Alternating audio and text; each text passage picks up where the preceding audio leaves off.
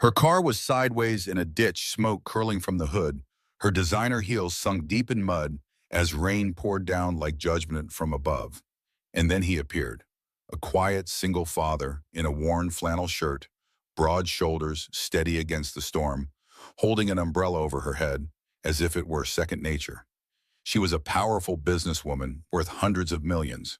But what he said after saving her life would completely change her world and reveal a secret that the town of Millbrook had buried for 5 decades. The dark clouds had been gathering over Millbrook, Pennsylvania since dawn, a brooding mass that local meteorologists were calling the storm of the half-century. Radio stations interrupted their regular programming with urgent warnings. Hurricane Leo had changed course inland, defying predictions, and was now barreling through the Appalachian corridor with unexpected fury. Jack Miller glanced up at the sky through the high windows of his garage as the first heavy drops began to strike the corrugated metal roof.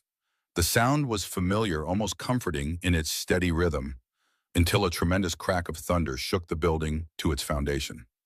The vintage neon sign outside flickered once, twice, then stabilized its red glow, proclaiming Miller's Auto in script that hadn't changed since his grandfather opened the place in 1952. "Tommy," Jack called out, wiping his grease-stained hands on a shop rag.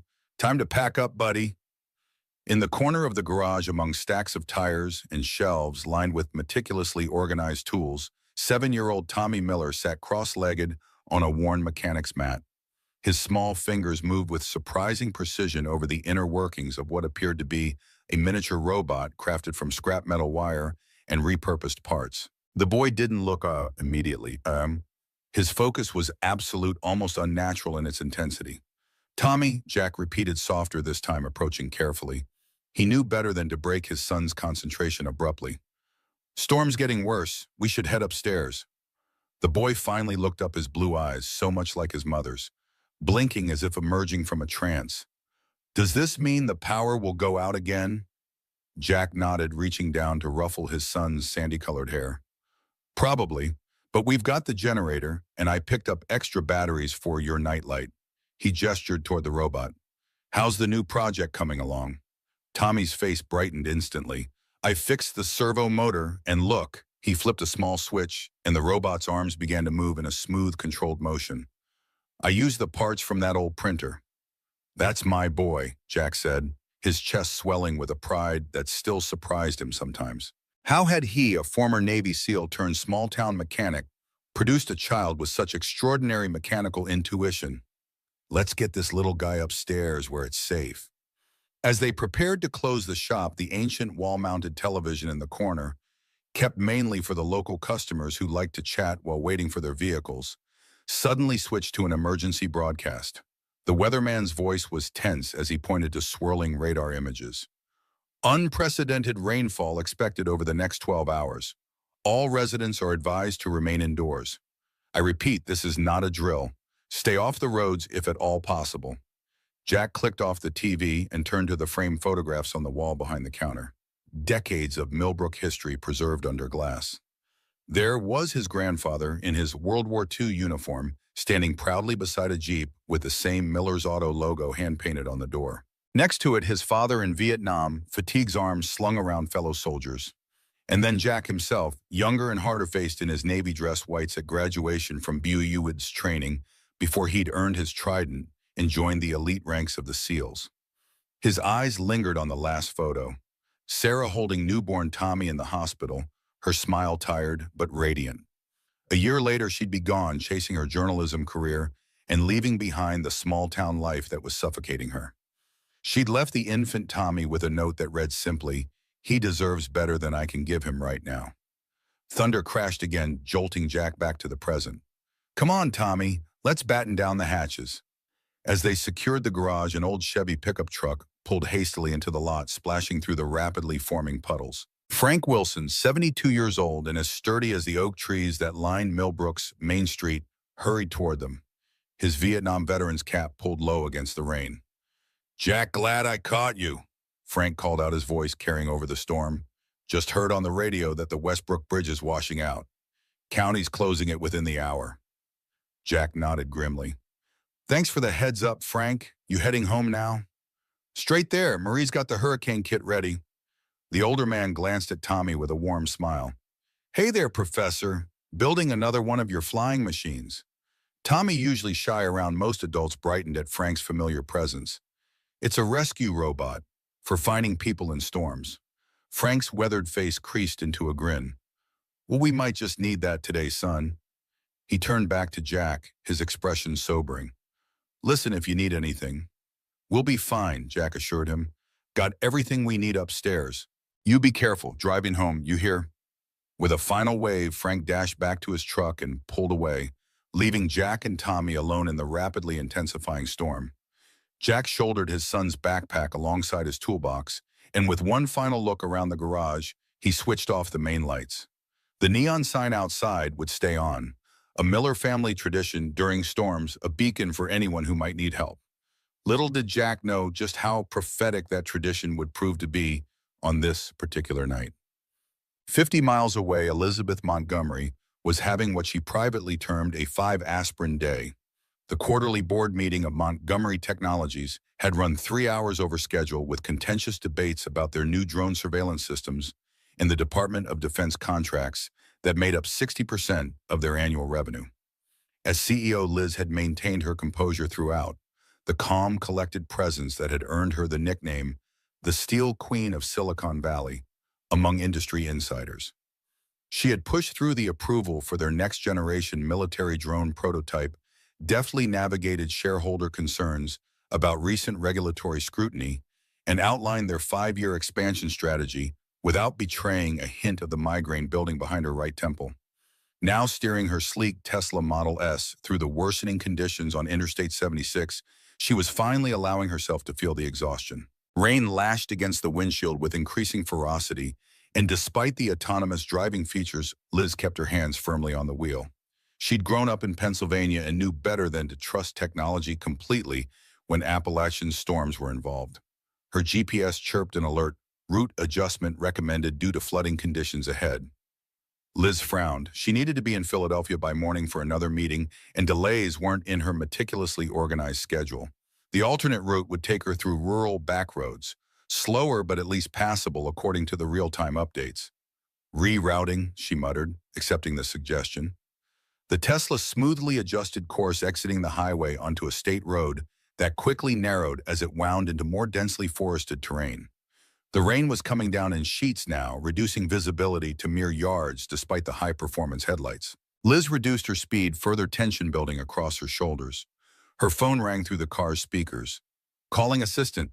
Megan, the display announced. Liz, where are you? The storm is all over the news. Megan's voice carried the brisk efficiency that had made her indispensable over the past 5 years. Somewhere in the Pennsylvanian wilderness, Liz replied dryly. GPS is taking me around the flooding. The governor just declared a state of emergency for the western counties. Do you want me to book you a hotel somewhere to wait it out? Liz glanced at the clock. Nearly 7 p.m. No, I'll push through. I need to review those contracts before tomorrow's. Her words cut off as the Tesla suddenly lurched, dashboard lights flickering. A warning message flashed, electromagnetic interference detected.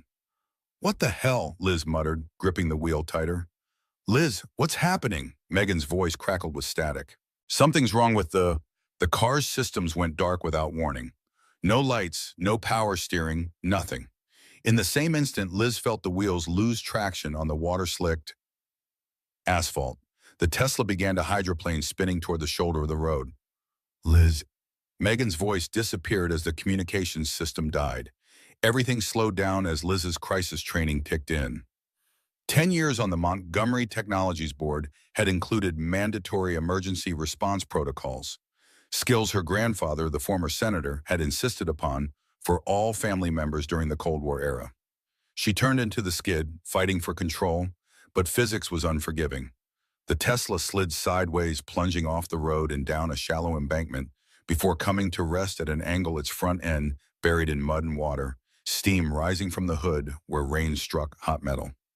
For a moment, Liz sat perfectly still, mentally scanning for injuries. Nothing broken, though her neck would surely protest tomorrow. She tried the ignition. Nothing. The car was completely dead, not even hazard lights functioning. Her phone showed no signal bars. Perfect. She murmured the word, carrying all the frustration she rarely allowed herself to express in boardrooms. With no better options, Liz grabbed her purse and opened the door, immediately regretting her choice of footwear as her Louboutin heels sank into several inches of mud. The rain was merciless, soaking through her tailored suit within seconds. She squinted through the downpour, trying to gauge her location. There were no lights visible in any direction, just the dark silhouettes of trees thrashing in the wind. Liz had just resigned herself to a long, miserable walk in search of help when headlights appeared through the curtain of rain approaching slowly along the road above. Relief flooded through her as the vehicle, an older model Ford pickup truck, pulled over and stopped. The driver's door opened, and a tall figure emerged, immediately opening an umbrella against the deluge. He made his way carefully down the embankment toward her, the beam of a powerful flashlight sweeping across the scene. "Are you hurt?" The man's voice carried easily despite the storm, deep and steady. Liz blinked rainwater from her eyes. "No, I'm fine. Car just died completely." The umbrella was suddenly over her head, the stranger standing close enough that she could make out his features in the dim light. Mid-30s, strong jawline with the watchful eyes of someone who had seen more than his share of difficult situations. He wore a flannel shirt under a weather-beaten jacket, work jeans, and boots that navigated the treacherous mud with practiced ease. "Electromagnetic pulse," he said, examining her Tesla with a professional eye. "Happens sometimes in these parts during big storms. Something about the mountains in the old military installations." He extended his free hand. "Jack Miller, I run the garage in Millbrook, about 3 miles back." "Elizabeth Montgomery," she replied, automatically taking his hand. His grip was firm but careful, calloused palms speaking of manual labor. If he recognized her name, one that appeared regularly in Fortune magazine and tech industry publications, he gave no indication. Jack circled the vehicle flashlight beam, methodically assessing the damage. "You're not going anywhere in this tonight. EMPs fry the modern electronics. I can tow you to my shop. Take a look in the morning when it's light." Liz glanced down the empty, flooded road stretching in both directions. "I don't seem to have many options." A faint smile crossed his face, not mocking, but understanding. "Welcome to rural Pennsylvania during hurricane season, Ms. Montgomery." He gestured toward his truck. "My son's waiting up there. We'll get you somewhere dry." Something in his matter-of-fact competence put Liz at ease despite the situation. She followed him up the slippery embankment, accepting his steadying hand when her heels threatened to betray her. In the truck's cab, a small boy sat clutching what appeared to be a homemade robot. He watched her with solemn blue eyes as Jack helped her into the middle seat. "This is my son, Tommy," Jack said, closing the door against the storm before jogging around to the driver's side. "Tommy, this is Ms. Montgomery. Her car broke down." The boy nodded seriously. "Did it get zapped by the sky electricity that happens to cars with computers in them?" Despite everything, Liz found herself smiling. "I think it did. That's very observant of you." "Tommy's our local expert on anything with wires and circuits," Jack said with quiet pride as he started the engine. The truck's interior was surprisingly clean and smelled of pine and motor oil, not unpleasant but worlds away from the new leather scent of her Tesla. "He builds robots from scratch." "Really?" Liz glanced at the contraption in the boy's hands. Now that she looked closer, she could see the surprising sophistication of its construction. "That's impressive engineering for—" "7," Tommy supplied, warming slightly. "I'm 7 3/4." Jack maneuvered the truck carefully back onto the road. "I'll come back for your car once I get you both somewhere safe. Storm's getting worse, and the Westbrook Bridge is about to close. That would cut us off from town." "I don't want to be a burden," Liz began, the words feeling strangely formal in this setting. Jack's eyes remained on the treacherous road. "Ms. Montgomery, in weather like this, we don't leave folks stranded. That's not how things work around here." There was something in his tone, a simple certainty about right and wrong, that silenced further protests. Instead, Liz found herself studying his profile as he navigated the flooded road with the easy confidence of someone who had faced far worse conditions. The truck's old wipers fought a losing battle against the torrential rain, yet Jack drove with precision, avoiding the deepest puddles and debris already washing across the asphalt. Tommy, seemingly content with the silence, had returned his attention to his robot, small fingers making minute adjustments to its arm mechanism. The cab's interior light revealed a scar on Jack's forearm, the distinctive mark of a shrapnel wound that Liz recognized from military briefings she'd attended. You served. The question slipped out before she could consider its propriety. If Jack was surprised, he didn't show it. Navy, Special Operations. That explained the situational awareness, the calm efficiency in crisis. Liz had worked with enough military contractors to recognize the bearing. Thank you for your service, she said, the phrase automatic but sincere. Jack merely nodded, his focus on a particularly flooded section of road ahead. The truck forded through water that rose halfway up the tire's engine, growling with the effort. 10 minutes later, they reached the outskirts of Millbrook. Even through the rain-blurred windows, Liz could see it was the quintessential small American town. Main Street lined with brick buildings dating back to colonial times, a white steepled church on the corner, and a town square with a Civil War memorial at its center. Most windows were dark now, the community battened down against the storm. The truck pulled into a lot beside a two-story building with the neon Miller's Auto sign glowing defiantly against the darkness. The garage doors were closed against the weather, but lights burned in the apartment above. Home sweet home, Jack said, parking as close to the side entrance as possible. Ready to make a run for it. The dash from truck to doorway was brief but thoroughly soaking. Inside, Jack led them up a narrow staircase to the apartment above the garage. The space was surprisingly spacious. An open-plan living area with wooden floors and exposed brick walls, simply furnished but immaculately kept. A bookshelf along one wall held an eclectic mix of military history, engineering manuals, and children's books. Photographs in simple frames documented generations of what must be the Miller family. Bathrooms through there if you want to dry off, Jack said, pointing to a hallway. I'll find you something to change into. Those clothes are going to need some serious drying time. Liz became suddenly aware of her bedraggled state. Designer suit plastered to her body, makeup likely streaked down her face, hair falling from its usually perfect chignon. In the boardroom, such disarray would be unthinkable. Here it seemed strangely inconsequential. The bathroom was vintage but spotless, with a clawfoot tub and subway tiles that spoke of the building's 1920s origins. Liz caught sight of herself in the mirror and almost laughed. The steel queen looked more like a drowned rat. She did her best to repair the damage with the limited resources at hand, washing away smeared mascara and combing fingers through tangled hair. A soft knock at the door was followed by Jack's voice. I've left some clothes outside, nothing fancy, but they're dry. The offering consisted of a faded navy t-shirt, flannel pajama pants, with a drawstring waist and thick wool socks. All would be several sizes too large, but the prospect of dry clothing overrode any concerns about fashion. When Liz emerged from the bathroom, she found Jack in the kitchen area, phone pressed to his ear as he spoke in low tones. Tommy sat at the kitchen table, robot forgotten, as he solemnly colored on a sheet of paper. Bridge is officially closed, Jack announced as he ended the call. We're cut off until morning at least. I've let the sheriff know about your car. He'll keep an eye out, make sure nobody messes with it. Liz nodded, strangely comfortable in the borrowed clothes despite their size. Thank you. I should call my assistant, let her know I'm safe. Landline's on the wall.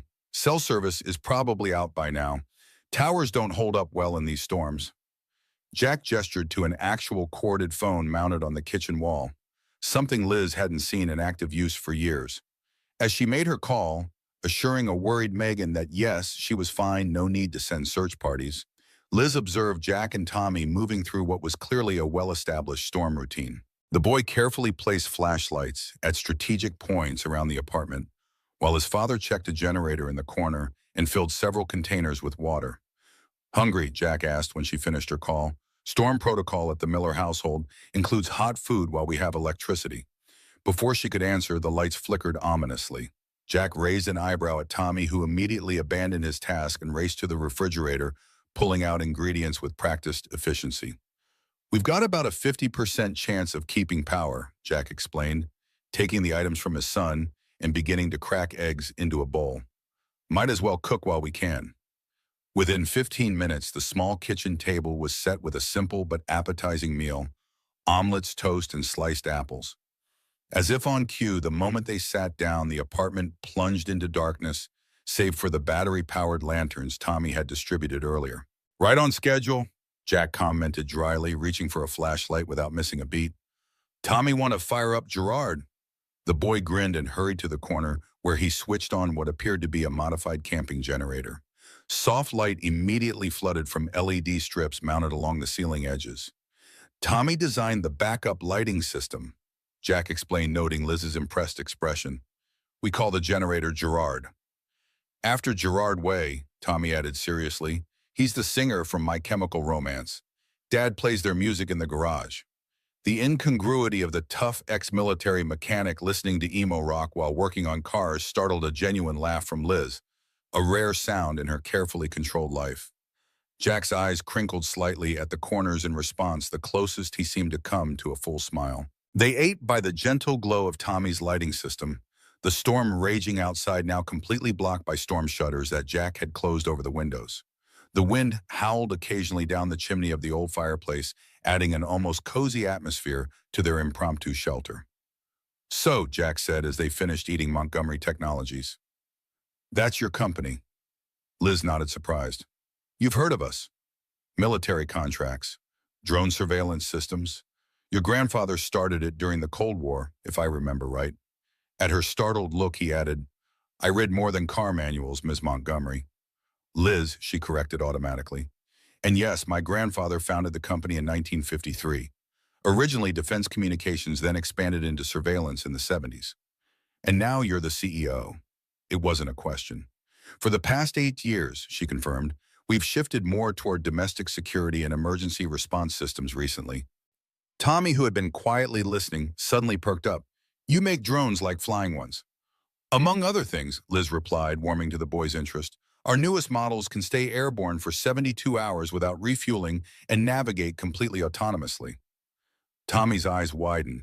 Do they have thermal cameras for finding people? The search and rescue models do. They can detect a human heat signature under 3 feet of rubble or dense forest canopy. Cool. Tommy breathed, clearly impressed. He glanced at his father. Dad, that's like what I'm trying to build, but way better. Jack nodded, a thoughtful expression crossing his face.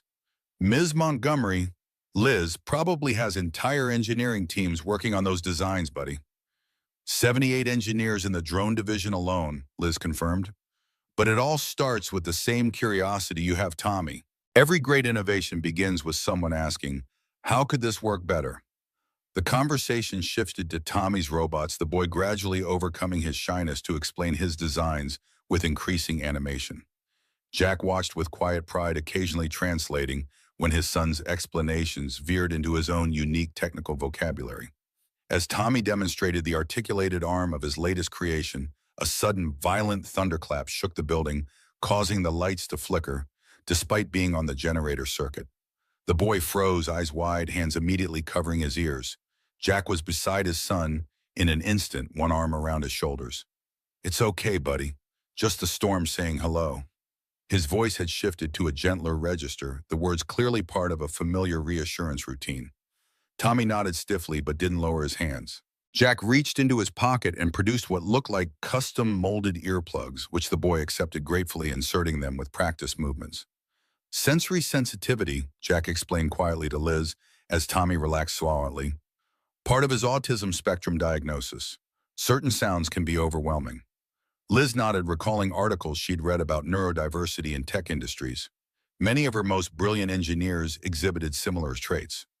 My chief systems architect wears noise-canceling headphones all day, says it helps him visualize code structures better. Something in Jack's expression eased, the wariness of a parent accustomed to explaining, defending, advocating. Tommy's brain is wired for engineering, sees connections most people miss. Pride mingled with a father's concern. School's been challenging, though. I can imagine, Liz said, watching as Tommy, ears now protected, returned to his robot with renewed focus, the storm momentarily forgotten. Conventional classrooms aren't designed for unconventional minds. Jack's eyebrow raised slightly, surprised by her understanding. No, they're not. A comfortable silence fell between them, broken only by the storm's continued assault and the occasional murmured commentary from Tommy as he worked. Jack cleared the dinner dishes, declining Liz's offer to help with a simple, "You're the guest." Later, as Tommy reluctantly prepared for bed, "But Dad, Ms. Montgomery might want to see my drone designs." Liz found herself drawn to the photographs on the bookshelf. They told the story of a family deeply rooted in servicemen in various military uniforms across generations, women in nursing caps, or standing beside Red Cross vehicles. One photo in particular caught her attention. A much younger Jack, in full Navy dress uniform, arm around a petite woman with Tommy's blue eyes and a radiant smile. "My late wife, Rebecca," Jack's voice came from behind her. "Tommy has her eyes, and her mechanical intuition." Liz turned, registering the careful neutrality in his tone. "I'm sorry for your loss." Jack nodded once, accepting the condolence without elaboration. "Tommy should be settled soon. I've made up the spare room for you. It's not the Four Seasons, but the sheets are clean." "Thank you for all of this." Liz gestured around them. "You didn't have to help a stranger stalk in a ditch." Something flickered across Jack's face, a shadow of some deeper thought. "Where I come from, Ms. Montgomery, you don't leave people stranded in storms. Simple as that." "Where I come from," she responded quietly, "people usually have ulterior motives for helping others." Jack studied her for a moment, his expression unreadable. "Must be a lonely way to live." Before she could formulate a response, Tommy appeared in the hallway doorway, now dressed in space-themed pajamas, robot clutched protectively to his chest. "Dad, can Ms. Montgomery tell me a bedtime story about drones instead of our regular book?" Jack glanced at Liz, eyebrow raised in question.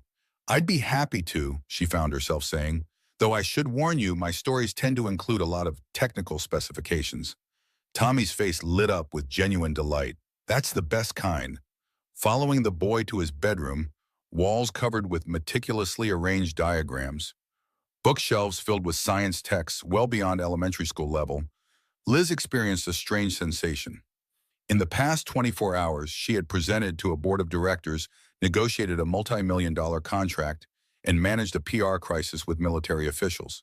Yet somehow this moment, sitting on the edge of a twin bed in a small apartment above a garage in a town she'd never heard of until today, about to tell a bedtime story to a child she'd just met, felt oddly significant. Tommy looked up at her expectantly, blue eyes serious beneath a shock of sandy hair that refused to lie flat. "Can the story have rescue drones, the kind that find people in earthquakes and floods?" "Absolutely," Liz agreed, settling more comfortably against the headboard. "In fact, I know the perfect story. It's about how our newest search and rescue drone was invented by a young engineer who had a very special way of looking at problems." By the time the story concluded, complete with technical details about thermal imaging cameras and carbon fiber propellers that had Tommy asking increasingly sophisticated questions, the storm outside seemed to have receded, at least in their awareness. The boy's eyelids were growing heavy despite his clear desire to continue the conversation. "Time for sleep, Professor," Jack said from the doorway where he'd been quietly listening. "You and Ms. Montgomery can continue the drone discussion tomorrow." Tommy yawned despite himself. "Promise?" he asked Liz sleepily. "Engineer's honor," she replied, surprising herself with the gentleness in her voice. Back in the living room, Jack handed her a glass of amber liquid. "Bourbon? Seemed like you could use it after the day you've had." Liz accepted gratefully, taking a small sip. The quality surprised her, not the commercial brand she'd expected, but something craft distilled and complex. "This is excellent. Local distillery, one of Millbrook's few thriving businesses." Jack settled into a worn leather armchair across from her, his own glass cradled in hands that bore the marks of mechanical work.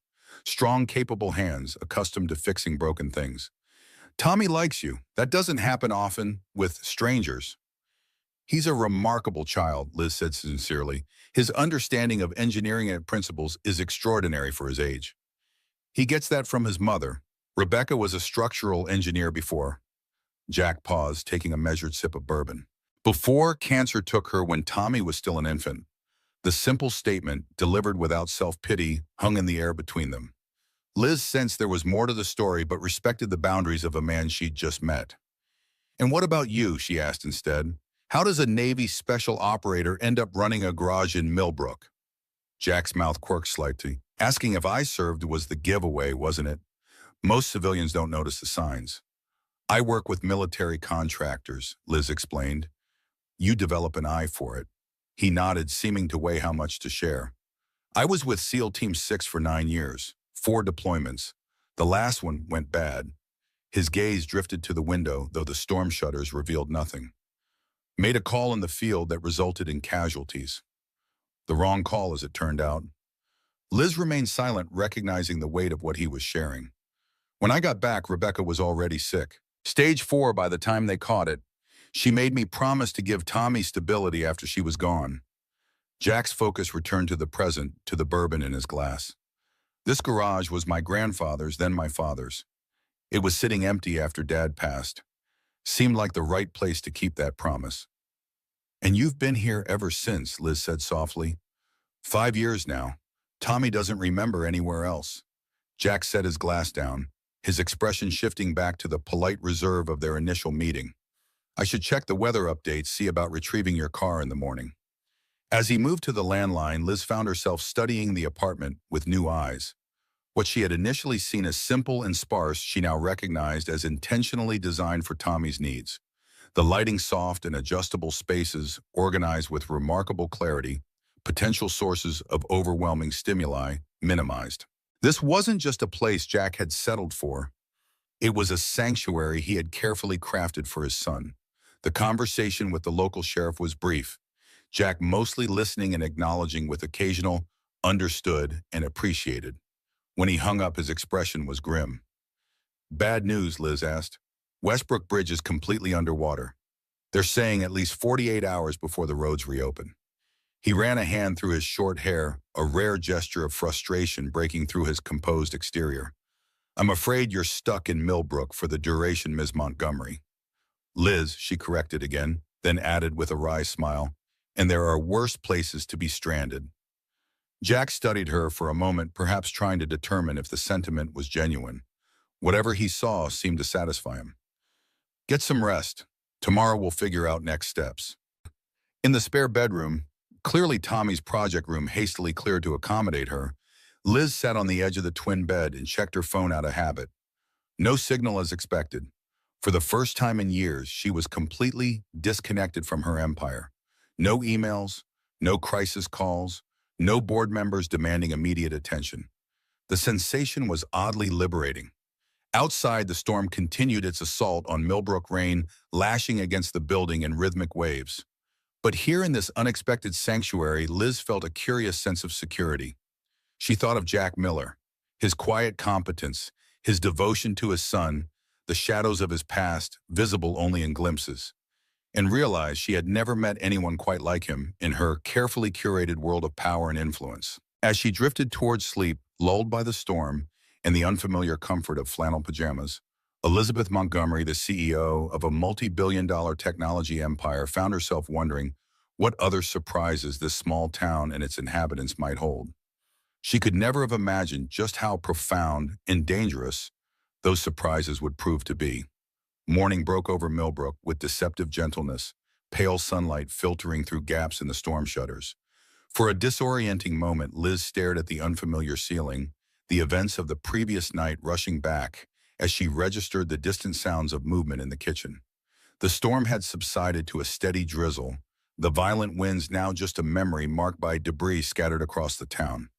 She dressed quickly in her now dry clothes, smoothing wrinkles from the designer suit that seemed oddly out of place in this environment. Following the aroma of coffee, she found Jack at the stove, expertly flipping pancakes, while Tommy set the table with solemn precision, each fork and knife aligned at perfect angles. Morning, Jack said without turning, somehow sensing her presence. Hope you don't mind pancakes. It's tradition after a big storm. Pancakes sound perfect, Liz replied, accepting the mug of coffee Tommy carefully offered her. The boy had already dressed for the day in jeans and a faded NASA t-shirt, his hair still damp from washing. Dad says the roads are still flooded, Tommy informed her, blue eyes serious. Sheriff Wilson called. The bridge might be out for days. Jack transferred a stack of pancakes to a serving plate. I've arranged for Ed at the tow service to bring your car into town once the water recedes enough. But you should probably call your office. You won't be making it to Philadelphia today. Liz nodded, sipping the coffee, strong and surprisingly good. I'll need to reschedule some meetings. The strange part was how little this prospect bothered her. After 15 years of treating schedule changes as minor catastrophes, the forced pause felt almost welcome. Breakfast proceeded with Tommy explaining his latest robot modifications to Liz, with increasing animation, his initial shyness evaporating in the face of her genuine interest. Jack remained mostly quiet, observing their interaction with an expression that shifted between pride in his son and cautious assessment of their guest. After they'd eaten, Jack stood and reached for his worn leather jacket. "I need to check on the garage, see if we had any flooding in the lower bays. The landline's working if you need to make calls. I can show Ms. Montgomery my drone designs while you work," Tommy suggested eagerly. Jack hesitated, glancing at Liz with an unspoken question. "I'd love to see them," she assured him, surprising herself with how genuine the sentiment was. "Take your time. Tommy and I have important engineering discussions to continue." Something in Jack's expression softened briefly before he nodded and headed downstairs, leaving Liz and Tommy to their impromptu drone design summit.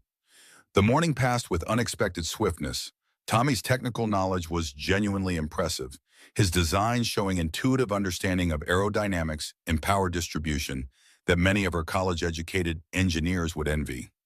What began as humoring a child's interests became a genuinely engaging technical discussion, with Liz finding herself taking mental notes of concepts she might share with her R&D team. Shortly before noon, heavy footsteps on the stairs announced Jack's return, accompanied by an older man whose weathered face and sheriff's uniform spoke of decades of service to the small community.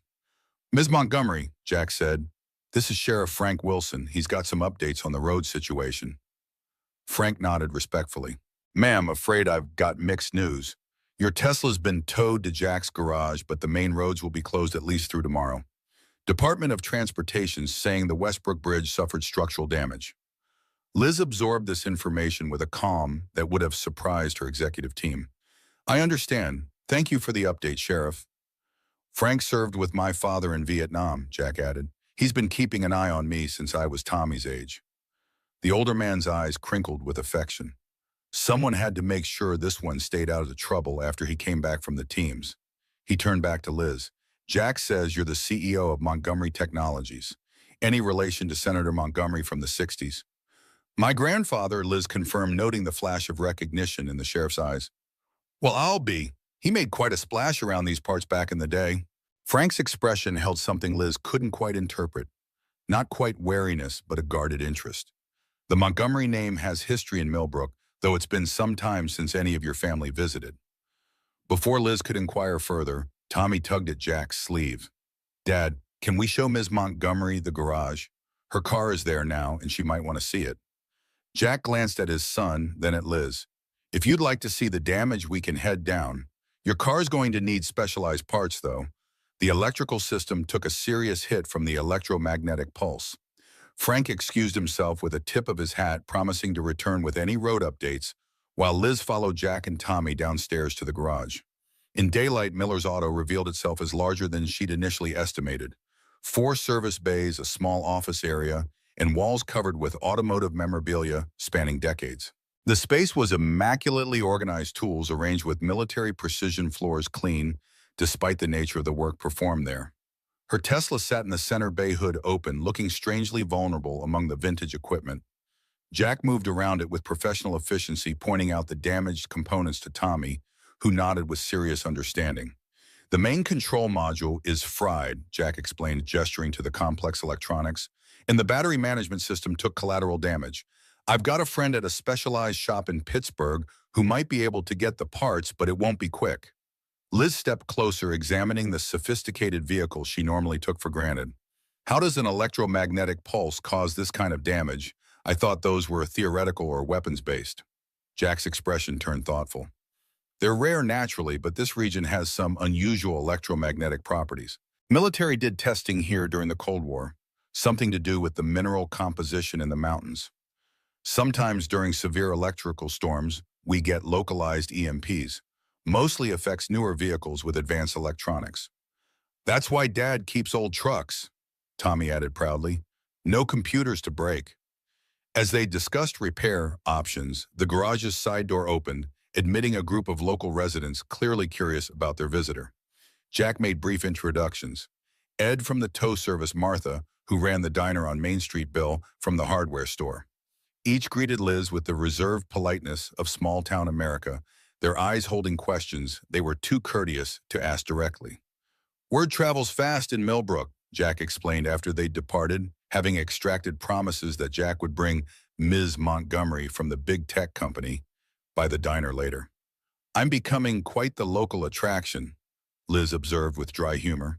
We don't get many CEOs stranded during hurricanes, Jack replied, the corner of his mouth lifting slightly, especially not ones with government contracts and family connections to the area. There it was again, that hint that the Montgomery name held significance in Millbrook beyond what she understood. Liz filed the observation away for later exploration as Jack's phone rang. The call was brief, Jack mostly listening before thanking the caller and hanging up. That was the parts supplier. They can't get anything to us until the road's clear, which won't be before Thursday at the earliest. Liz calculated quickly. 3 more days in Millbrook minimum. Meetings to reschedule decisions delayed board members to appease. Strangely, her first thought wasn't of the professional complications, but of the unexpected opportunity this represented. Time away from the constant pressure in a place where her title carried no special weight. I should find somewhere to stay, she said, pulling out her phone automatically before remembering the lack of service. Is there a hotel in town? The Millbrook Inn closed 5 years ago, Jack replied. Nearest accommodation is in Westbrook on the other side of the bridge. He hesitated, then added, You're welcome to continue using our spare room. It's not much, but it's clean, and Tommy seems to enjoy having an engineering consultant on site. The boy looked up hopefully from where he was examining the Tesla's damaged electronics. Please stay, Ms. Montgomery. I can show you my drone flight simulator. Something in the simple offer, free of agenda expectation or advantage seeking, touched Liz deeply. In her world, every interaction was a calculated move in an endless or strategic game. This straightforward kindness was as rare as it was refreshing. If you're sure it's not an imposition, I'd appreciate that, she said, decision made. And please, both of you, call me Liz. 3 weeks later, Elizabeth Montgomery stood at the floor-to-ceiling windows of Montgomery Technologies headquarters in Philadelphia, gazing out at the city skyline as twilight descended. Behind her, the executive boardroom sat empty, the remnants of the day's contentious meeting still evident in scattered papers and half-empty water glasses. The quarterly strategy session had run over by nearly 2 hours, voices rising, as Liz presented her radical new vision for the company's drone program. The CFO had called it financially reckless. The head of military contracts labeled it a deviation from our core competencies. Only the R&D director had shown genuine enthusiasm, recognizing the innovative potential in what Liz was proposing. Her phone vibrated with an incoming text. Megan, her assistant, checking if she needed anything before departing for the evening. Liz sent a quick negative response, returning her attention to the darkening horizon. Since returning from Millbrook, something fundamental had shifted in her perspective. The town's simplicity, Jack's principled approach to life, Tommy's uncomplicated brilliance.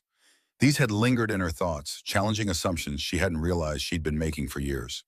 The most unsettling revelation had come when she'd finally accessed the Montgomery family archives, searching for the connection Frank Wilson had hinted at.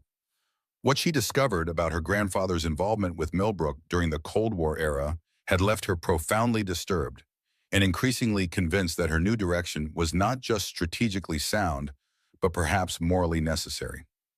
A knock at the boardroom door interrupted her thoughts. Come in, she called, turning from the window. Her R&D director, Dr. Chen, entered with a tablet in hand. I've run the preliminary numbers on your rural drone initiative, he said without preamble. The technical challenges are significant, but solvable. The real hurdle will be finding the right testing location, somewhere remote enough for unrestricted flight paths, but accessible enough for our teams. Liz smiled faintly. I think I know just the place. Come on. The streets of Millbrook had dried out completely in the weeks since Hurricane Leo. Though evidence of the storm's fury remained visible in damaged storefronts and the conspicuous absence of the Westbrook Bridge now undergoing reconstruction. The late afternoon sun cast long shadows across Main Street as Liz parked her rental car. She'd opted against another Tesla after the EMP incident in front of Miller's Auto. The familiar neon sign glowed steadily above the garage bays, one of which stood open to reveal Jack working beneath the hood of an aging Ford pickup. He hadn't noticed her arrival, focused entirely on his task, giving Liz a moment to observe him unawares. In the 3 weeks since she'd left Millbrook, she'd found herself thinking about Jack Miller with surprising frequency. His quiet competence, his devotion to Tommy, the glimpses of depth beneath his reserved exterior. Their goodbye had been cordial but restrained, with Jack refusing her offers of payment for his assistance and hospitality. "Good luck in Philadelphia," he'd said, simply standing beside her repaired Tesla. "Tommy and I enjoyed having you."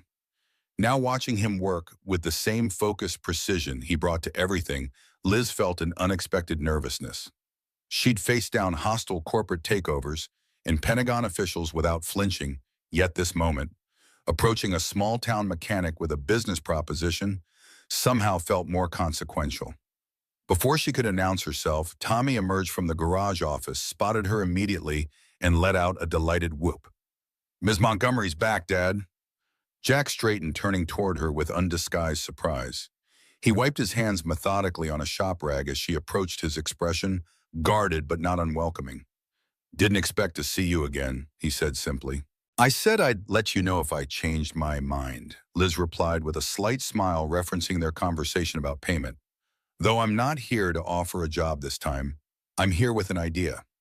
Curiosity flickered across Jack's face. "Let's hear it." Instead of explaining immediately, Liz produced a thick folder from her briefcase and handed it to him. "First, I'd like you to look at these." Jack accepted the folder with a raised eyebrow, opening it to reveal technical blueprints, topographical maps, and detailed schematics for advanced drone systems. Tommy pressed against his father's side, eyes widening as he processed the technical drawings. "These are search and rescue drones," the boy said with growing excitement. "With thermal imaging and, is that a deployable medical package?" "Good eye," Liz confirmed. "We're calling it the Shepherd Program, rural drone technology focused on emergency response medical delivery and search and rescue operations." Jack studied the documents with professional thoroughness, his expression revealing nothing as he turned pages. "Impressive engineering. But what does this have to do with Millbrook?"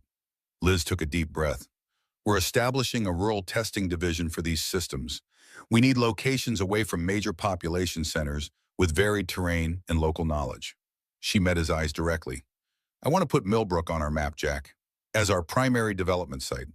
Jack's skepticism was evident. "Why here? There are dozens of small towns with better infrastructure closer to your headquarters." "None with your expertise," Liz countered. "You have exactly the background we need. Military experience with UAVs, mechanical knowledge, understanding of rural challenges." She paused. "And none of them have Tommy's intuitive understanding of our systems." At the mention of his son, Jack's expression sharpened. "What exactly are you proposing?" "I want you to lead this location," Liz said plainly, "on your terms. Build your own team from local talent. We'll provide the resources, equipment, and training. You maintain your garage, your home, your life with Tommy. We build around you, not over you." For a long moment, Jack was silent, his thoughts unreadable behind careful eyes. Then he glanced down at his son, who was practically vibrating with excitement.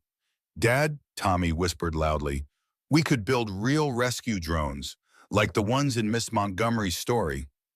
Something in Jack's expression softened at his son's enthusiasm. "This isn't a charity offer," he asked Liz directly, pride evident in his tone. "This is a business decision," she assured him, "one that happens to benefit everyone involved." Jack closed the folder deliberately. "I need time to think about it. This would change things for Tommy, for the town." "Of course," Liz nodded. "I'll be staying at the River House B&B through the weekend. Martha at the diner recommended it." "Martha's cousin runs the place," Jack said, with the faintest hint of amusement.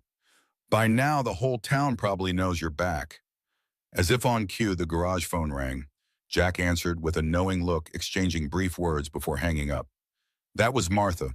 She's holding a table for us at the diner. Says you must be hungry after your drive from Philadelphia." Liz laughed, a genuine sound that still felt unfamiliar. "Apparently, I have dinner plans." "Welcome back to Millbrook," Jack said, the corner of his mouth lifting in that almost smile she remembered. "Where privacy is theoretical and dinner invitations are community decisions." As they walked the short distance to the diner, Tommy between them chattering excitedly about drone capabilities, Liz felt an unfamiliar lightness. For the first time in years, she was pursuing a business venture driven not by market analysis or shareholder value, but by something that felt remarkably like purpose. The old fairgrounds at the edge of Millbrook had lain dormant for nearly a decade, the exhibition halls and grandstands slowly surrendering to nature's reclamation. Now, 6 weeks after Liz's return, the property hummed with activity as Montgomery Technologies contractors erected specialized hangars and testing facilities. Local construction crews worked alongside company specialists, the promise of long-term employment, bringing a palpable energy to a town that had grown accustomed to economic decline. Jack stood at the edge of the main hangar, reviewing blueprints with the site foreman. The transition from garage owner to project director had been smoother than he'd anticipated. His military experience, providing unexpected preparation for managing the complex operation. He still maintained the garage, refusing to abandon the family legacy, but most days now found him here, overseeing the birth of something that could transform Millbrook's future. The sensor calibration chamber needs to be completely electromagnetically shielded, he instructed, pointing to the relevant section of the plans. Given the unusual properties in this region, standard specifications won't be sufficient. The foreman nodded, making notes. We've had to adjust multiple systems already. Never seen EM readings like these outside of military installations. Jack's expression remained neutral, though the comment registered significantly. The unusual electromagnetic properties of the Millbrook region had been a background concern throughout his life, first noted by his grandfather after World War II.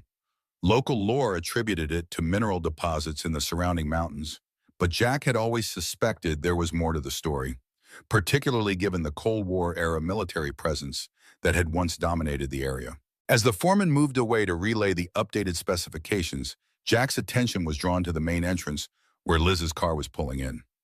Over the past weeks, her visits to the Millbrook site had become increasingly frequent, her personal involvement in the project surprising many at Montgomery Technologies.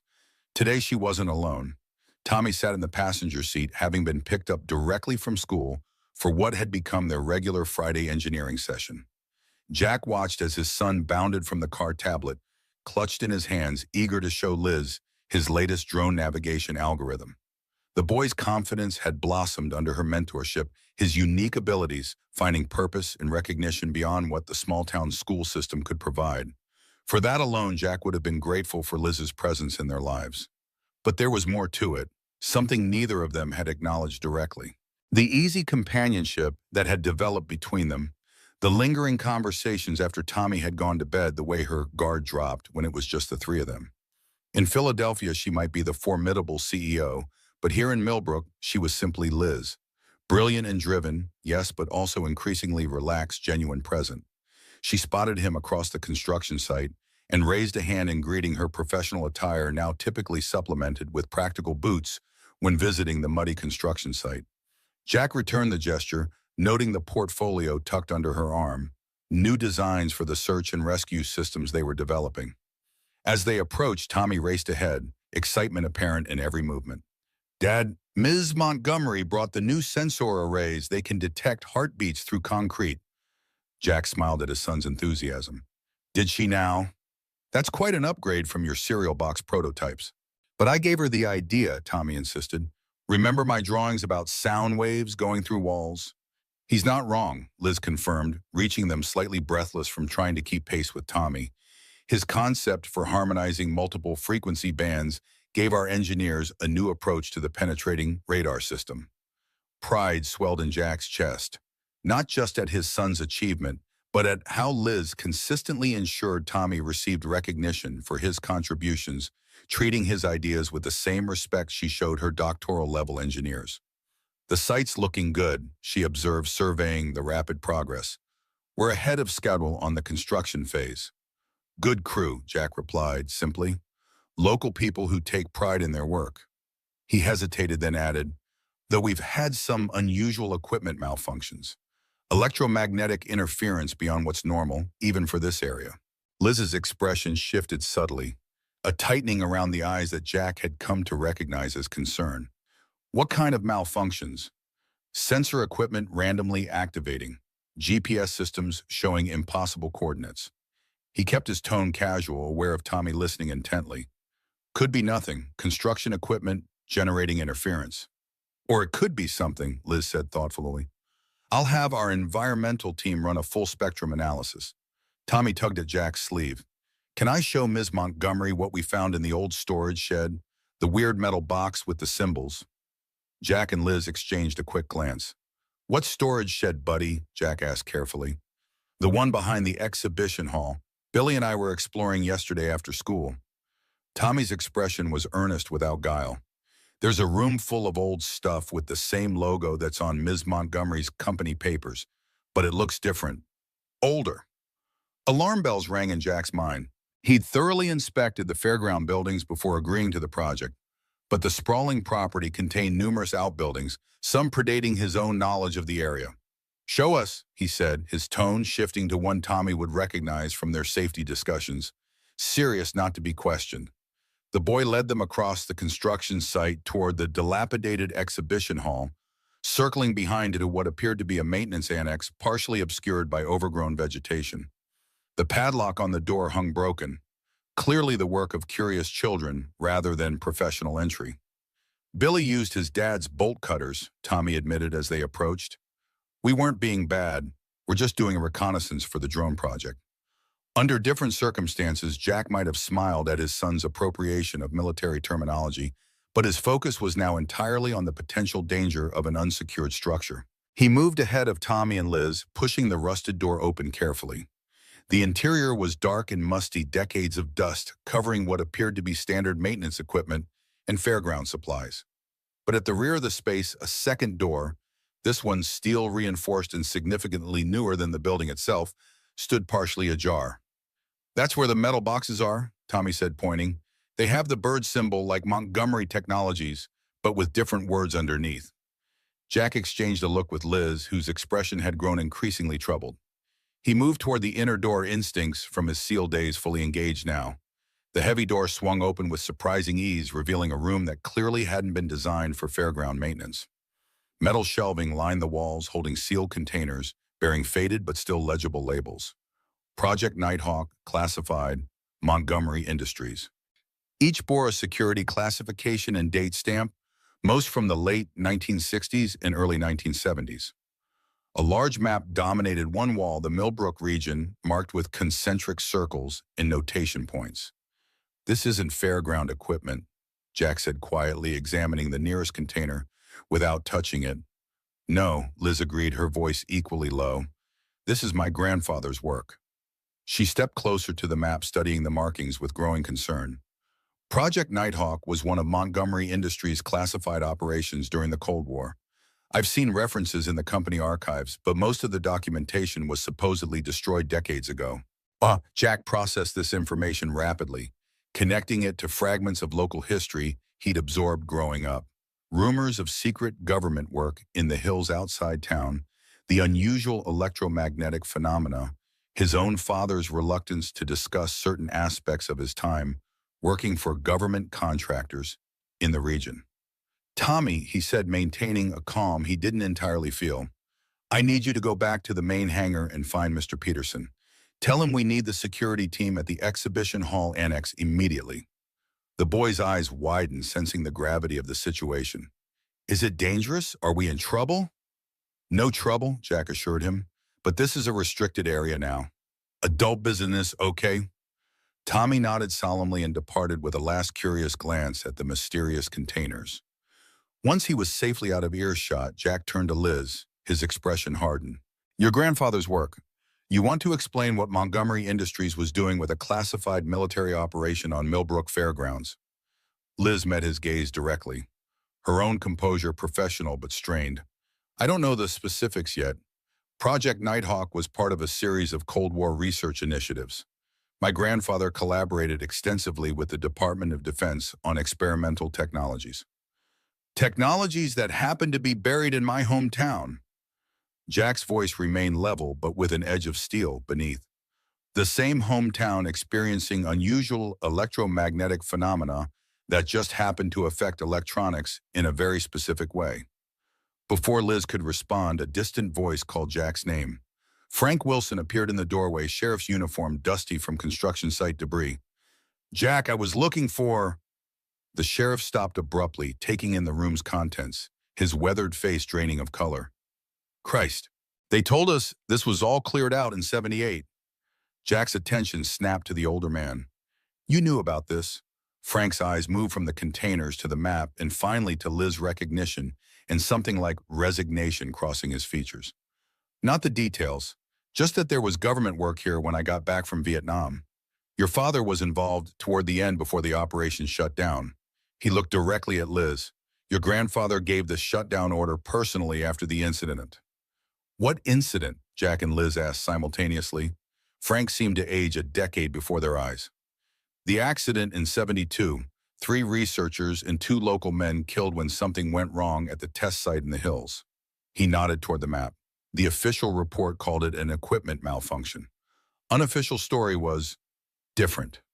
A heavy silence filled the room as the implications settled. Jack felt a cold certainty forming. The connection between Millbrook's electromagnetic anomalies, his father's eventual illness, and now Montgomery Industries' buried past. I need to know everything, he said, finally looking between Frank and Liz. If we're building a major technology center here with my son involved, I need to know exactly what happened in those hills. Liz nodded slowly, her professional mask slipping to reveal genuine concern. I'll request full access to the archive materials. If Montgomery was responsible for something that harmed this community, I want to know as much as you do. The moment was interrupted by the arrival of the security team professionals in Montgomery Technologies uniforms who quickly secured the room and began documenting its contents. Jack stepped outside, needing space to process this unexpected development. Frank followed, his expression grave. There's more to this than just old research, Jack, the sheriff said quietly. That accident changed things around here. People who asked questions found themselves relocated, bought out, or worse. Your father was one of the few who stayed, and you saw what happened to him. Jack remembered all too well. His father's slow deterioration from a rare form of cancer, the medical bills that had nearly bankrupted the family, the questions that were never fully answered about possible connections to his work. Why are you telling me this now? He asked, an unfamiliar anger rising. You've known me my entire life, Frank. The older man's eyes held regret and something like fear. Because Montgomery's back in Millbrook, and history has a way of repeating when old secrets get disturbed. He placed a hand on Jack's shoulder. Be careful who you trust, son. Even the people with the best intentions can be blind to their family's sins. As Frank walked away, Jack turned to find Liz standing in the doorway, her expression suggesting she'd heard at least part of the conversation. For a moment, neither spoke, the easy companionship of recent weeks suddenly complicated by decades-old secrets and unresolved questions. I'm not my grandfather, Jack, she said finally, her voice quiet but firm. Whatever happened here, I want the truth as much as you do. Jack studied her years of military training, helping him read the sincerity in her eyes. Then let's find it. Together. Before she could respond, a commotion from the main construction site drew their attention. Raised voices and the distinctive sound of a vehicle arriving at high speed. They moved quickly toward the disturbance, rounding the exhibition hall, to find a sleek black SUV parked haphazardly near the main hangar. A woman stood arguing with the site foreman, her designer outfit in perfect blowout, marking her as distinctly out of place in the dusty construction zone. As they approached, Jack felt a jolt of recognition that stopped him cold. Sarah, he said, the name coming out flat and hard. The woman turned, revealing a face Jack hadn't seen in 4 years. Beautiful in a calculated way, with the practiced smile of someone accustomed to getting what she wanted.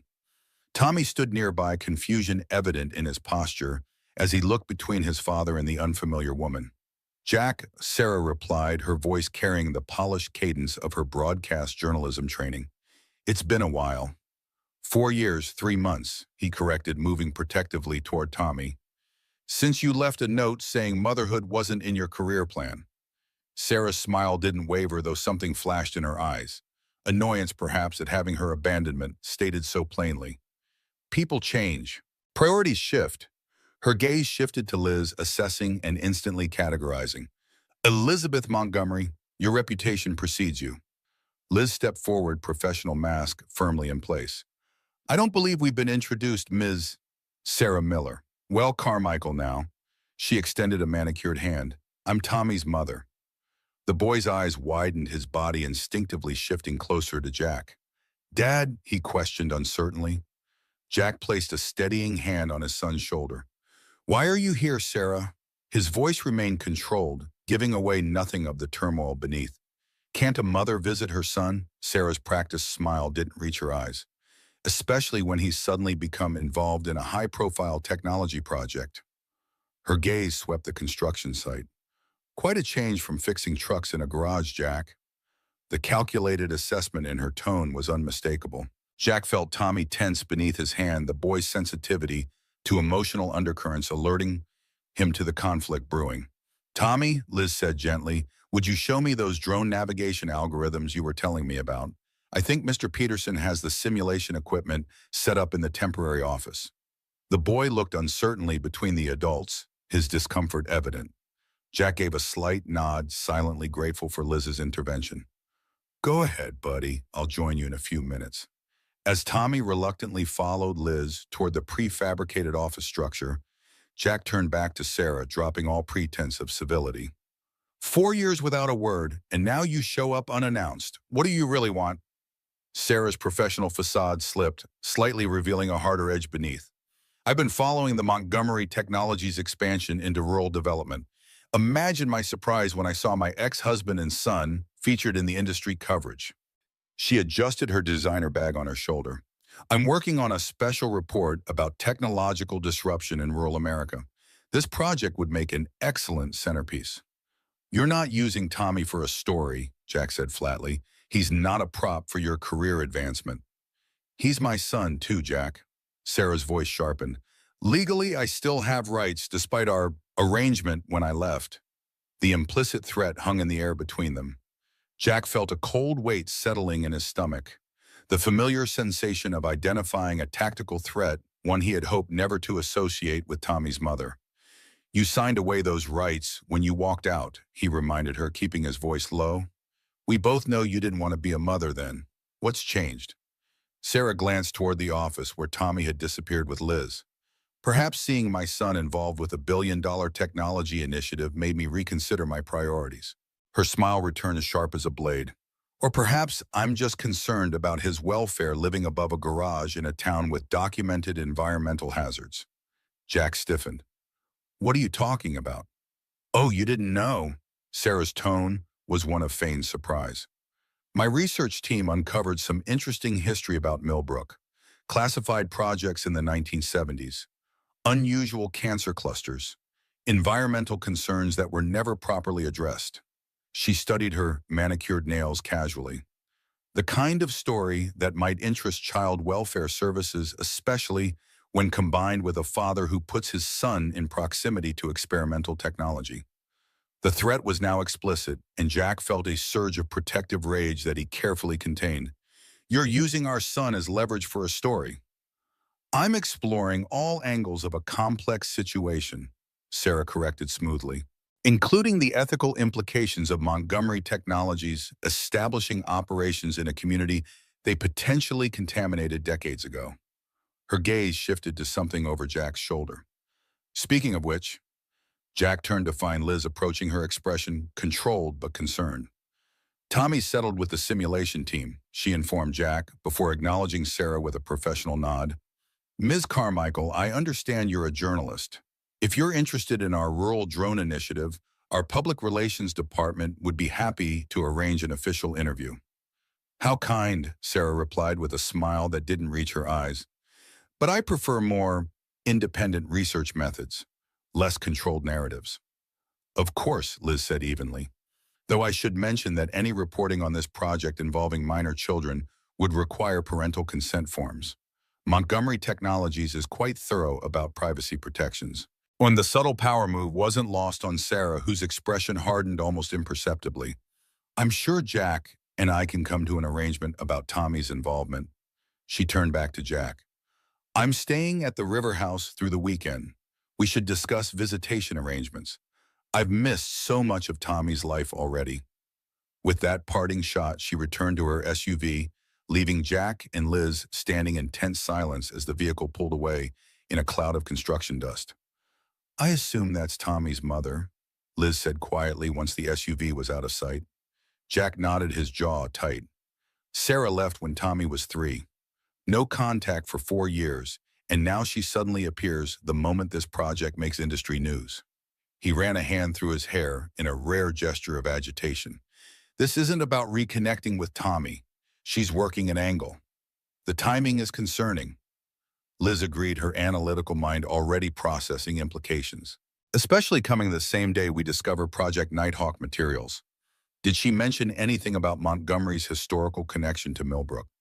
She hinted at environmental concerns, cancer clusters, things that would interest child welfare services.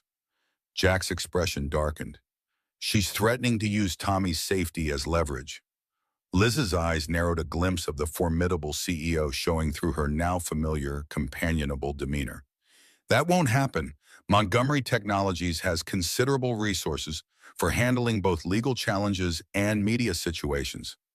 This isn't a corporate problem to solve, Liz, Jack said, his voice low and intense. This is my son's life, his sense of security. Sarah walking back in after 4 years will confuse and hurt him, regardless of her motives. Liz's expression softened. You're right, I'm sorry. She hesitated, then added, for what it's worth, Tommy's first instinct when she introduced herself was to move closer to you. He knows who's been there for him every day. Jack's shoulders relaxed fractionally at this observation. I should go check on him. He'll have questions. Of course. Liz paused, then added, Jack, about what we found in that storage room. I've already contacted our archives division. I want full transparency about Montgomery's historical activities here. Jack studied her for a moment, weighing Frank's warning against his growing trust in Liz herself. I appreciate that, but I'll be doing my own research as well. I'd expect nothing less, she replied with a hint of her usual confidence. That's why you're running this operation. You don't take anything at face value.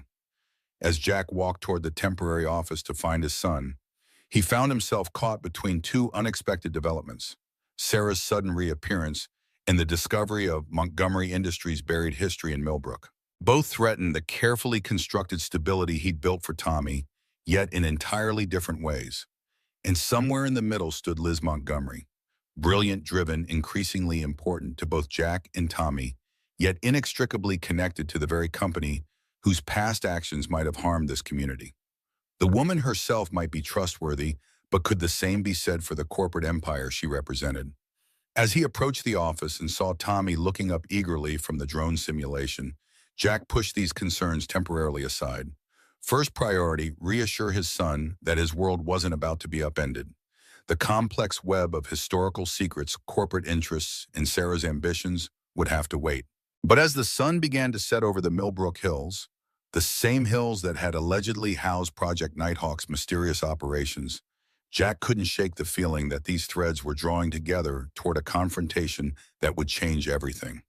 The Millbrook County Courthouse stood as a testament to an earlier era, its limestone facade weathered by nearly 2 centuries of Appalachian seasons. Inside, the main courtroom retained an austere dignity. Polished oak benches, the state seal mounted prominently behind the judge's bench light, filtering through tall windows in dust-mottled beams. Today the space was closed to the public, the emergency custody hearing deemed sensitive enough to warrant privacy. Jack sat rigidly at the defendant's table, his service dress uniform, unworn since leaving the Navy, a calculated decision to remind the court of his years of decorated service. His attorney, George Harper, arranged papers with deliberate calm, though the gravity in his eyes betrayed his concern. At 65, Harper had seen enough family court cases to recognize when extraordinary forces were at play behind an ordinary proceeding. Remember, Harper murmured, Judge Colson has a reputation for putting children's welfare above all else. Don't let Sarah's accusations provoke an emotional response. Jack nodded, once his expression impassive despite the storm raging beneath. The past 3 weeks had been a calculated assault on everything he'd built since returning to Millbrook. Sarah filing for emergency custody on grounds of environmental hazards and dangerous work conditions. Subpoenaing his military records with emphasis on his final mission, questioning his decision to raise Tommy in a town with documented health concerns. The courtroom door opened, and Sarah entered with her attorney, a polished woman from a prestigious Pittsburgh firm whose services far exceeded a broadcast journalist's typical budget. Sarah had exchanged her designer outfits for a conservative blue suit that projected responsible professionalism, her hair styled simply, makeup understated. Every detail calibrated to present the image of a mother who had made mistakes but now sought redemption.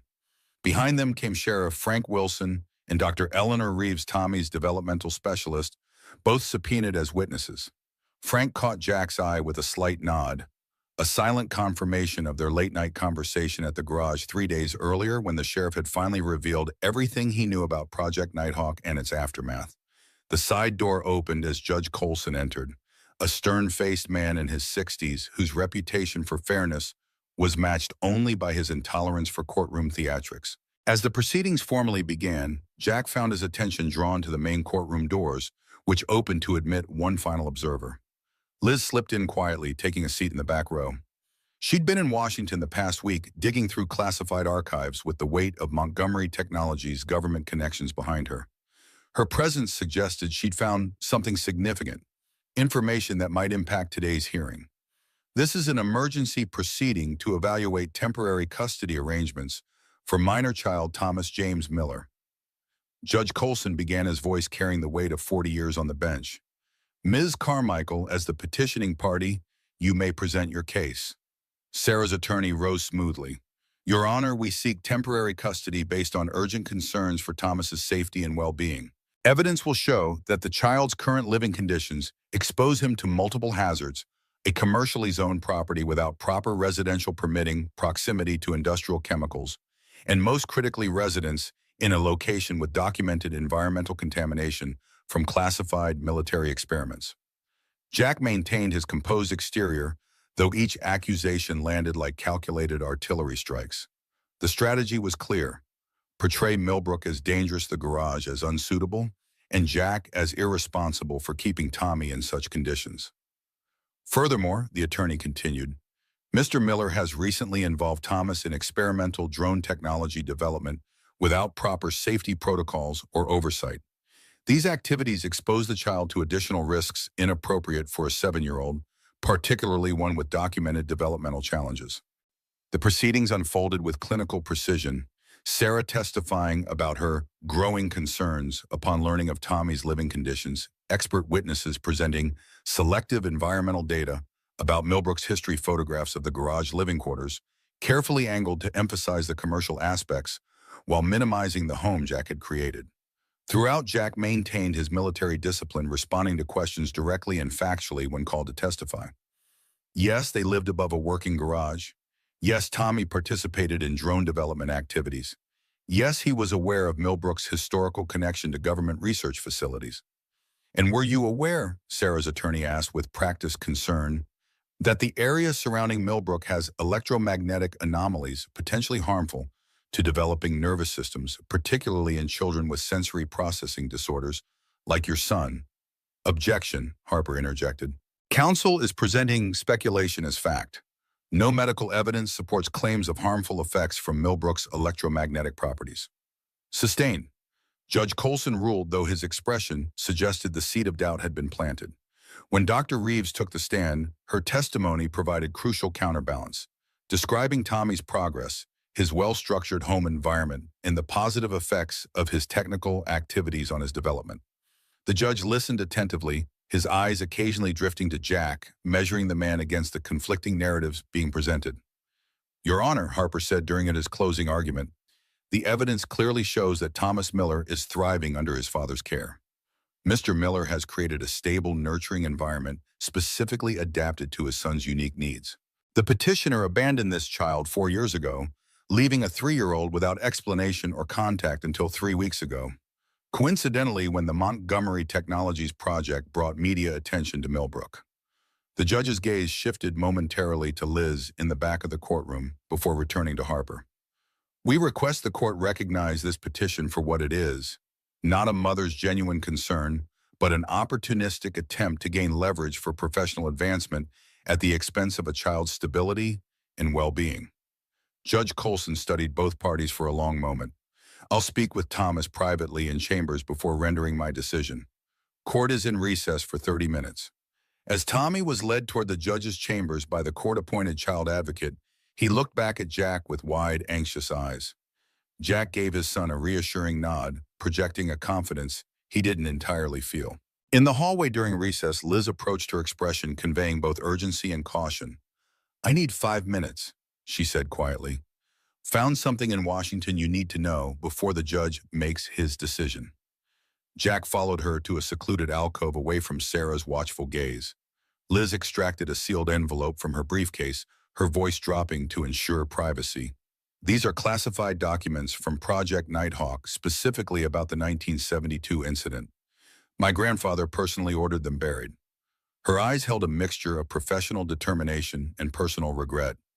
The project was testing electromagnetic pulse technology, weaponized EMPs designed to disable enemy electronics without nuclear detonation. Jack absorbed this with growing unease. The electromagnetic anomalies around Millbrook are residual effects from a containment failure in 1972. 5 men died when the prototype overloaded. Liz's expression tightened. Montgomery Industries covered it up, compensated families privately, and classified everything. The project was officially terminated, the site supposedly decontaminated. But it wasn't, Jack concluded, connecting decades of local health concerns, including his own father's cancer. No, the technology proved too unstable to control. Liz hesitated. "There's more. Sarah's custody petition isn't coincidental. Her current husband, Richard Carmichael, sits on the board of Westland Defense Systems, Montgomery's primary competitor for the military drone contract." The pieces locked into place with cold clarity. "She's not after Tommy. She's after leverage against you and access to our drone project. We traced communications between Westland executives and her network. They're planning an expose. Montgomery Technologies endangering a special needs child in a town previously contaminated by the same company." Liz's professional composure cracked slightly. They'd use Tommy to destroy the project and Montgomery's reputation simultaneously.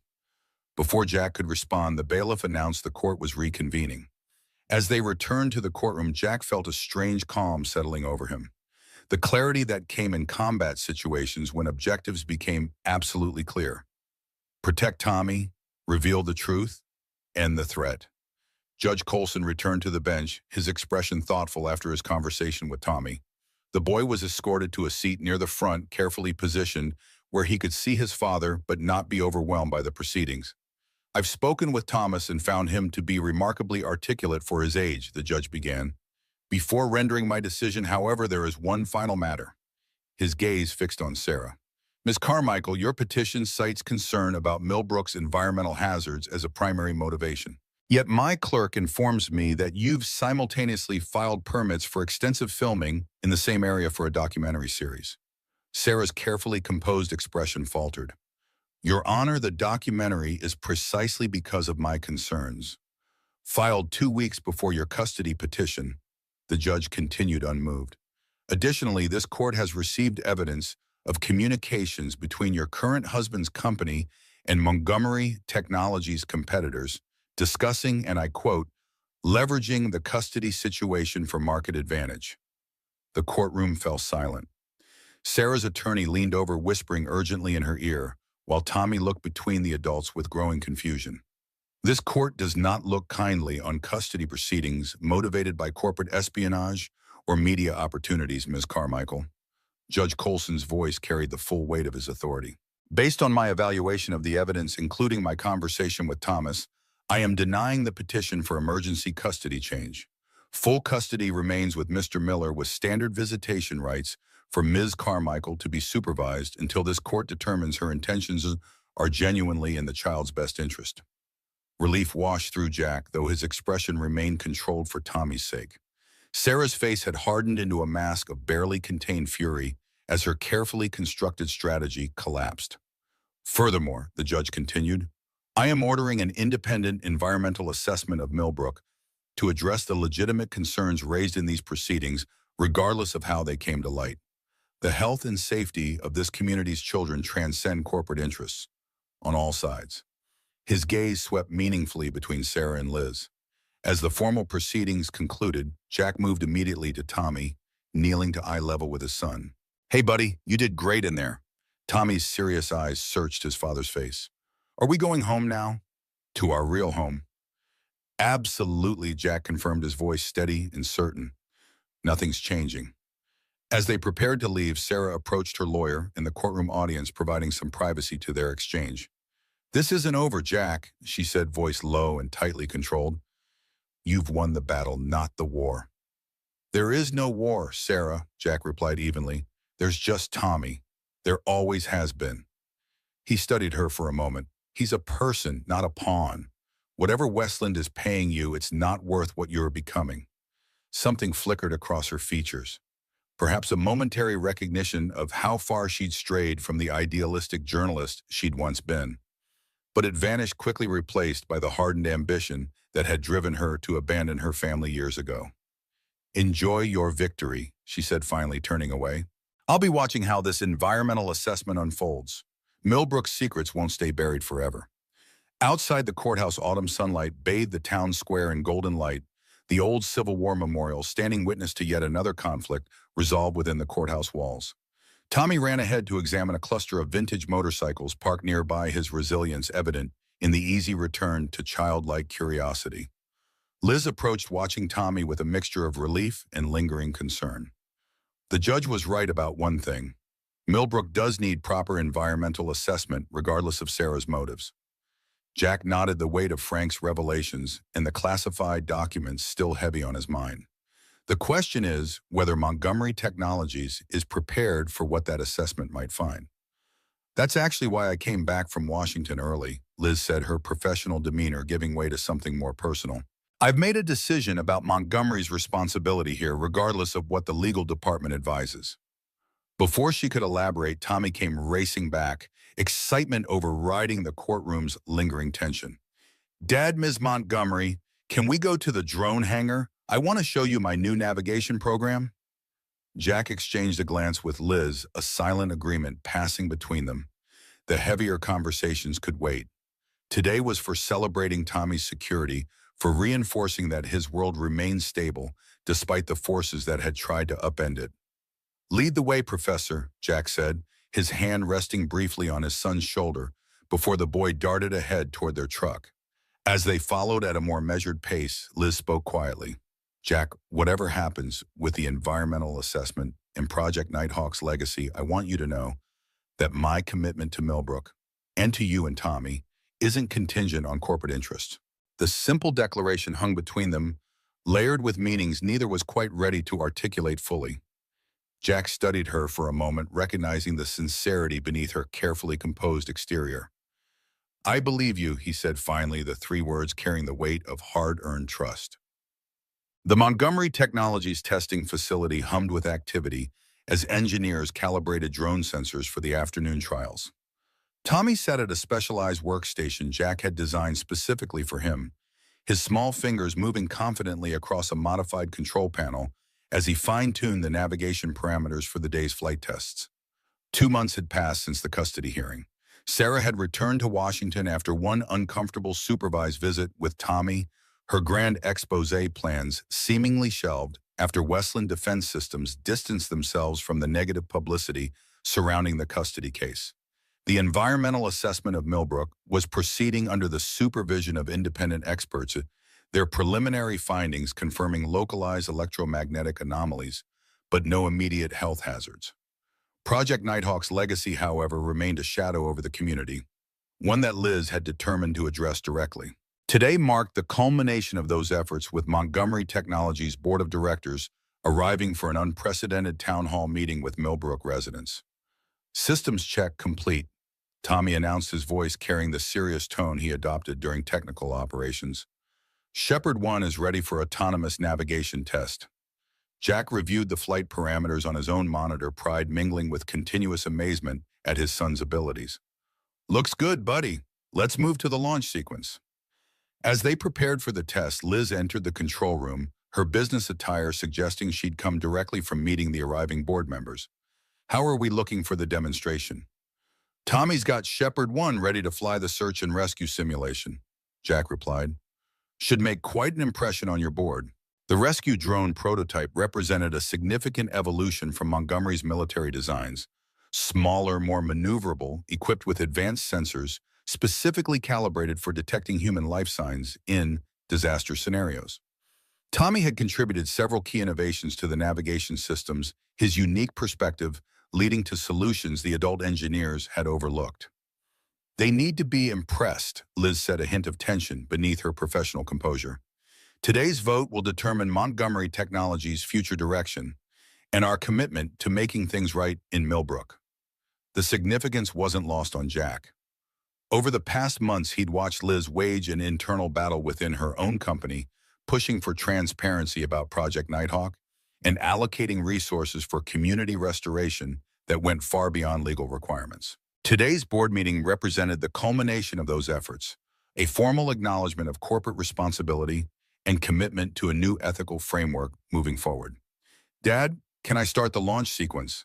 Tommy asked, focused entirely on the technical challenge before him rather than the corporate politics swirling around them.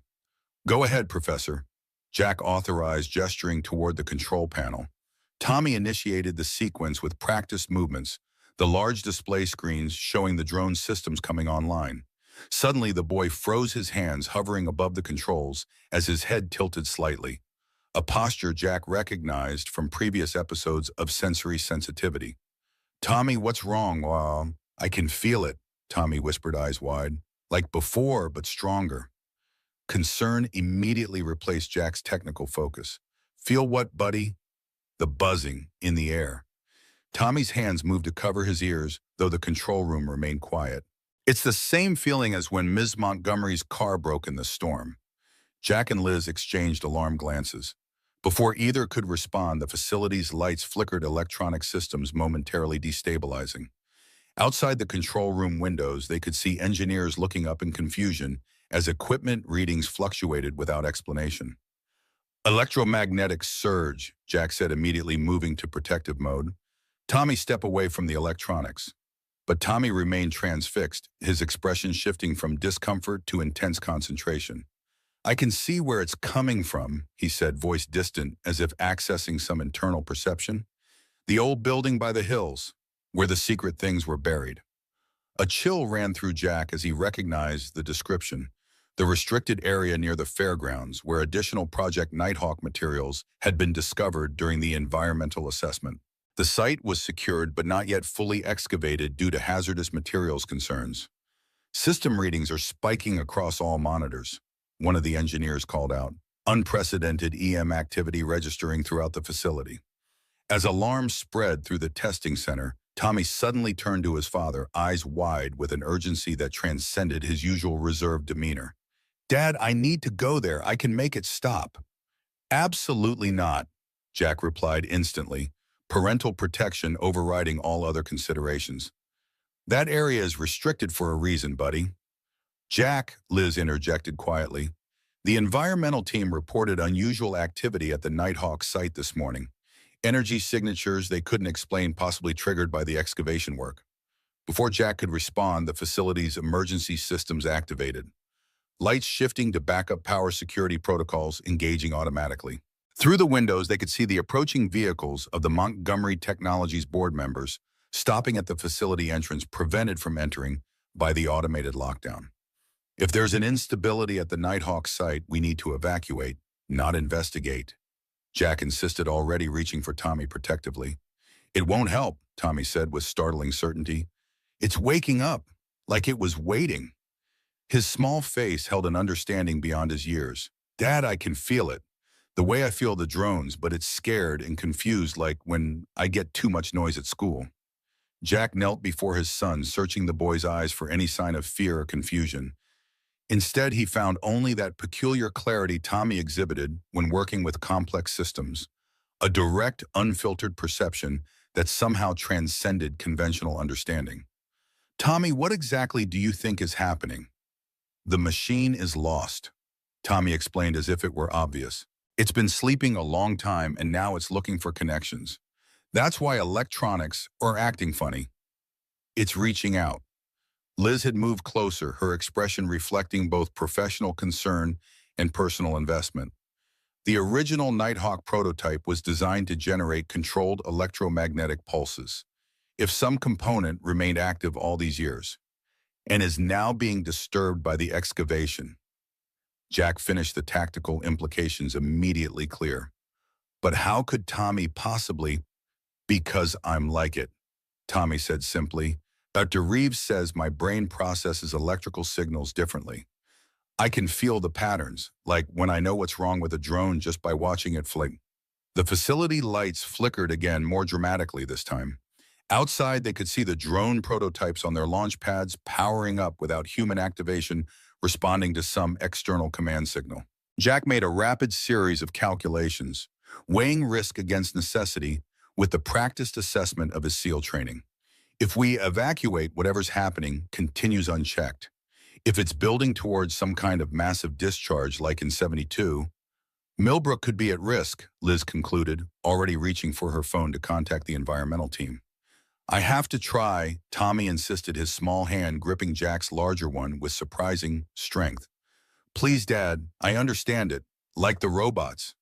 In that moment, Jack saw something in his son that transcended his protective instincts, a clarity of purpose, a certainty that reminded him powerfully of Rebecca's unwavering determination when faced with seemingly insurmountable engineering problems, the same quiet confidence that had first drawn him to her. We go together, Jack decided, his voice leaving no room for negotiation, and at the first sign of danger, we pull back immediately. Minutes later, they were in Jack's truck, speeding toward the restricted Nighthawk site at the edge of town. Liz had remained at the facility to coordinate with emergency services and the environmental team, her final words to Jack carrying both professional authority and personal concern. Keep him safe, Jack. Some things matter more than corporate legacy or technological breakthroughs. The Nighthawk excavation site was eerily silent when they arrived, the construction equipment abandoned, when the electromagnetic anomalies began affecting their systems. Warning signs and security fencing surrounded the partially excavated bunker entrance, a concrete doorway leading into the hillside hidden for decades beneath soil and vegetation. Stay close, Jack instructed, keeping Tommy's hand firmly in his as they approached the security checkpoint. The guard recognized Jack immediately, his expression shifting from alertness to concern. Mr. Miller, we're under evacuation orders. The EM readings are off the charts. I know, Jack replied, his tone carrying the authority of his project director role. Ms. Montgomery sent us to assess the source directly. My son has unique insights into the electromagnetic patterns. It wasn't entirely a lie. Liz would indeed have authorized their presence if communications hadn't been compromised by the growing disturbance. The guard hesitated, then nodded, stepping aside to allow them passage. As they approached the bunker entrance, Tommy's grip on Jack's hand tightened. It's scared, he whispered.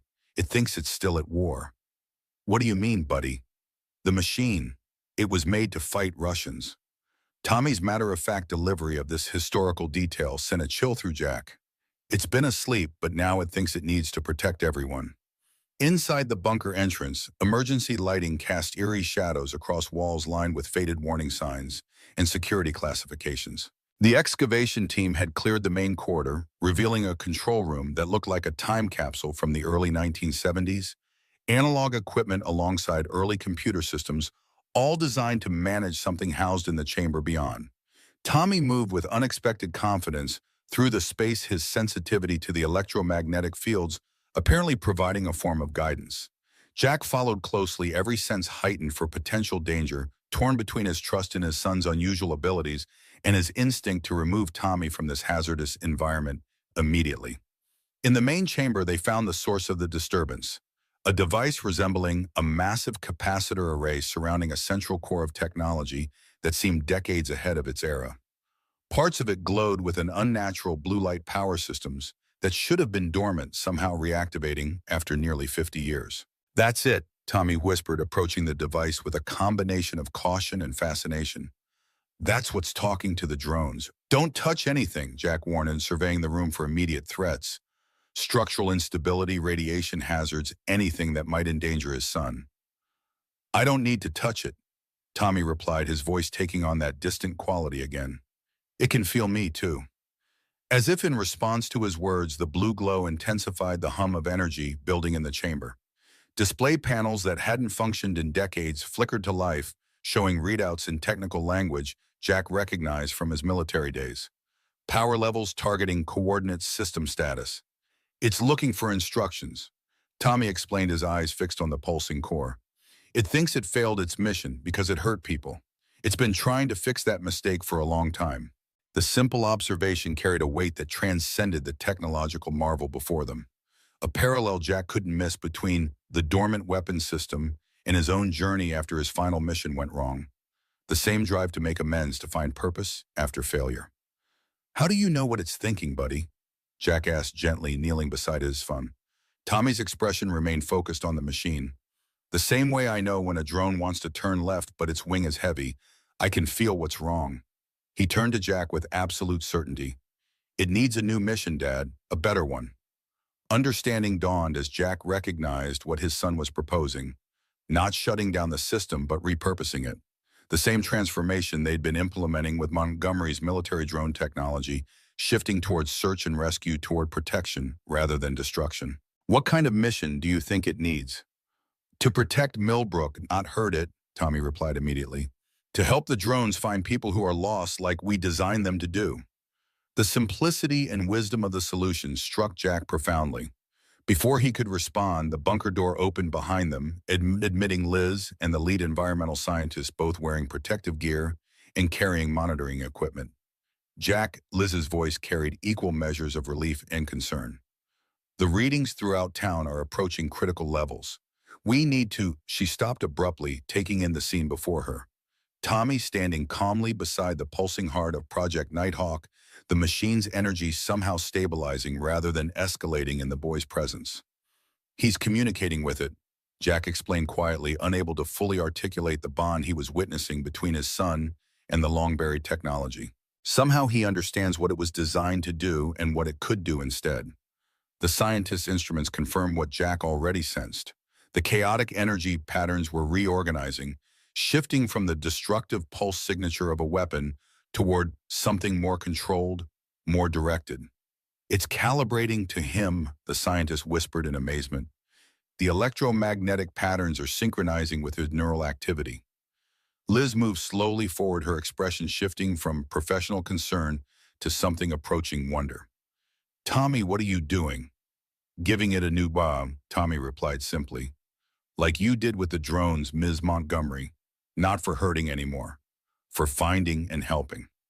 As they watched the machine's threatening energy signature continue to transform, the blue glow stabilizing into a steady pulse. On the ancient monitors, targeting coordinates were replaced by a topographical map of Millbrook and surrounding areas, a surveillance grid rather than a weapons system. "He's reconfigured the entire system architecture," the scientist murmured, studying his readings. "It's now functioning as a sort of electromagnetic mapping array, the kind of technology we've been trying to develop for the search and rescue drones." "Not trying anymore," Tommy said with quiet satisfaction. "It's fixed now. It can help us find people when they're lost in storms or earthquakes. The drones will always know where to look." Jack placed a protective hand on his son's shoulder, overcome with a father's pride and a warrior's recognition of battles won not through force but through understanding. Tommy had faced the legacy of Project Nighthawk not with fear but with compassion, seeing not a weapon but a misunderstood system that needed redirection. As the immediate crisis stabilized, they emerged from the bunker to find Millbrook bathed in afternoon sunlight. The town below continuing its daily rhythms, unaware of how close it had come to a disaster echoing the 1972 tragedy. The Montgomery Technologies board members had gathered at the security perimeter, their expressions ranging from confusion to concern to, in some cases, clear relief at seeing Liz emerge safely. "The situation is contained," Liz announced with professional composure, though her gaze lingered on Tommy with undisguised admiration.